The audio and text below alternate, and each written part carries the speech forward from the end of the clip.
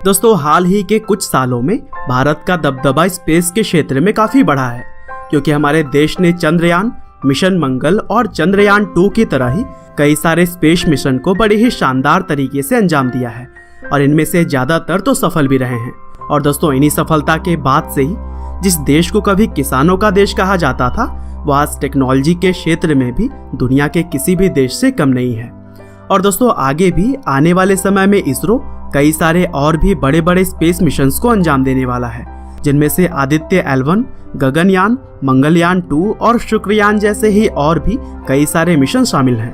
और दोस्तों, वैसे तो आज के इस वीडियो में हम इसरो के आदित्य मिशन के बारे में बात करेंगे, लेकिन अगर आप गगनयान के बारे में भी जानना चाहते हैं तो इस टॉपिक के ऊपर मैंने पहले ही वीडियो बना रखी है। डिस्क्रिप्शन में दिए गए लिंक के जरिए आप वह वीडियो भी देख सकते हैं। लेकिन फिलहाल चलिए हम जानते हैं सूर्य को स्टडी करने वाले भारत के पहले mission Aditya L1 spacecraft mission के बारे में कि आखिर यह मिशन है क्या और इसको कब तक लॉन्च किया जाना है। तो दोस्तों, जैसा कि मैंने आपको पहले ही बताया कि आदित्य L1 मिशन बेसिकली एक ऐसा मिशन है जिसके जरिए भारत पहली बार सूर्य का स्टडी करेगा। दरअसल सूर्य से संबंधित यह बात अभी तक कोई नहीं जान पाया है कि आखिर क्यों सूर्य के सतह का तापमान करीब 5730 डिग्री सेल्सियस है, जबकि इसके ऊपरी एटमॉस्फेयर का तापमान इसकी सतह से भी कई गुना ज्यादा है। और कुछ इसी तरह के ही प्रश्नों का उत्तर खोजने के लिए भारत इस मिशन को अंजाम देने वाला है। और दोस्तों, इससे पहले की अगर बात की जाए तो सिर्फ नासा ने ही सूर्य को स्टडी करने के लिए मिशन भेजा है, और उस मिशन का नाम है पार्कर सोलर प्रोब, जिसे कि 2018 में लॉन्च किया गया था। और वहीं अगर भारत के आदित्य L1 मिशन के बारे में बात की जाए तो इसे 2020 के मध्य में लॉन्च करने की तैयारी है।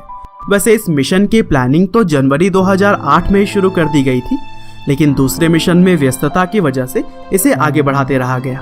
और फिर जब 2016-17 में 300 करोड़ रुपए का बजट इस मिशन के लिए पास हुआ, तब फिर इसके काम में तेजी आ गई।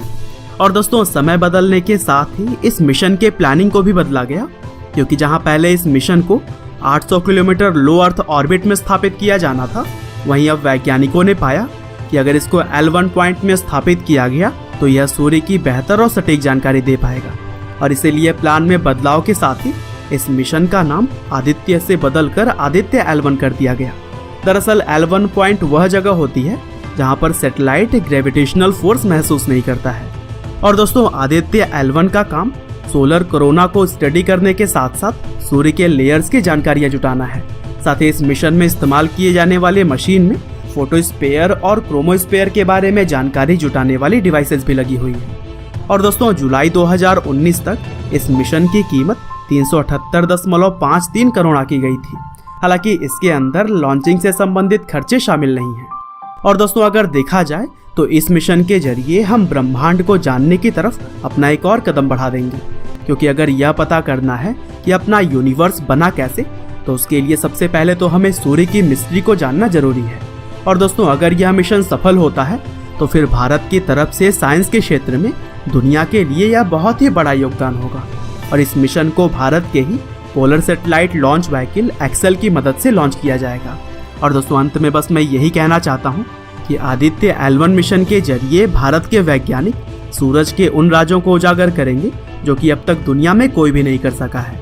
और यह मिशन भारत के साथ साथ पूरी दुनिया के लिए भी काफी महत्वपूर्ण होंगी। उम्मीद करते हैं कि आदित्य L1 के बारे में यह जानकारियां आपको जरूर ही पसंद आई होंगी। आपका बहुमूल्य समय देने के लिए बहुत बहुत धन्यवाद।